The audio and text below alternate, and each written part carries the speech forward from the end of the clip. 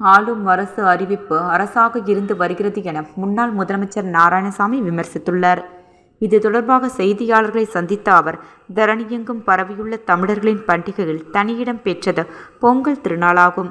பூமியின் அனைத்து சக்திகளுக்கும் கதிரவனே ஆதார சக்தி என்று விஞ்ஞானம் தற்போது கூறுகிறது. ஆனால் இந்த அறிவியல் உண்மையை அன்றே கணித்து அதற்கான ஒரு விழா எடுத்த பெருமை நம் தமிழ் இனத்திற்கு உண்டு.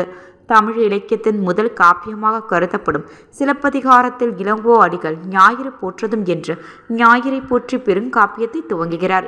அந்த அளவிற்கு ஞாயிறு வழிபாடு நம் உணர்வோடு கலந்து ஒன்றாக இன்று வரை இருக்கிறது. எனவேதான் பொங்கல் திருநாளன்று புத்தாடை அணிந்து புத்தரிசியோடு கதிரவனுக்கு பொங்கலிட்டு படைகள் செய்கிறோம். நாம் உண்ணும் உணவினை விளைவிக்கும் விவசாயிகளுக்கு நன்றி தெரிவிக்கும் திருநாளாக உழவர் திருநாள் விளங்குகிறது. உழுதுண்டு வாழ்வாரே வாழ்வார் என திருவள்ளுவர் உழவுக்கும் தொழிலுக்கும் வந்தனை செய்வோம் என மகாகவி பாரதியாரும் உழவுக்கு வந்தனை செய்துள்ளனர். உலகிலேயே விவசாயிகளுக்கு நன்றி தெரிவிக்கும் நாகரிக சமுதாயமாக நமது தமிழினம் விளங்குவது நமக்கெல்லாம் பெருமை தரக்கூடிய ஒன்று. இன்று நாடு முழுவதும் விவசாயிகள் படும் பாடு நமக்கு மிகுந்த கவலையை தருகிறது. பாரத நாடு அடிப்படையிலேயே ஒரு விவசாய நாடு. இதனை எந்த அரசாங்கமும் மதித்து நடக்க வேண்டும். உழவு தொழிலை பாதுகாத்து விவசாயிகளின் நலனை பேணுவது ஒரு அரசாங்கத்தின் மிக முக்கிய கடமையாகும். இனி வரும் காலங்களிலாவது மத்திய அரசு விவசாயிகளின் நலன்களை பாதுகாக்க வேண்டுமென்று கேட்டுக்கொள்கிறேன்.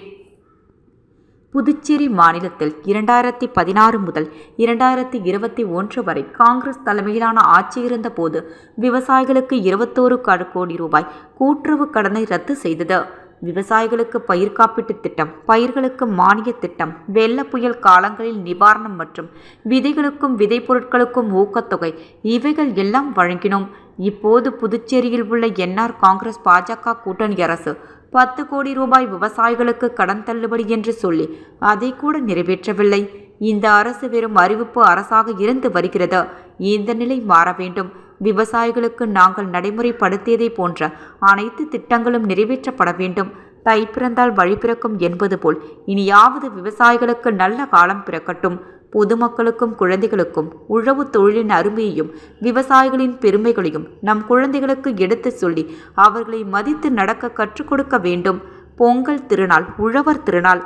அவையும் வெறும் பண்டிகைகள் அல்ல, நமது வாழ்வியலின் ஒரு அங்கமாக இருக்கிறது என்பதனை அடுத்த தலைமுறைக்கு எடுத்து செல்ல வேண்டும். பிறக்கும் இந்த தை மாதம் நம் அனைவர் வாழிலும் வனத்தையும் நலத்தையும் நல்க வேண்டுமென்று இறைவனை வேண்டி கேட்டுக்கொள்கிறேன். புதுச்சேரி மாநில மக்கள் அனைவருக்கும் எனது இனிய மனம் கனிந்த பொங்கல் திருநாள் வாழ்த்துக்கள். புதுச்சேரி மாநில விவசாயிகள் அனைவருக்கும் எனது உள்ளம் கனிந்த உழவர் திருநாள் வாழ்த்துக்கள் என அவர் தெரிவித்துள்ளார்.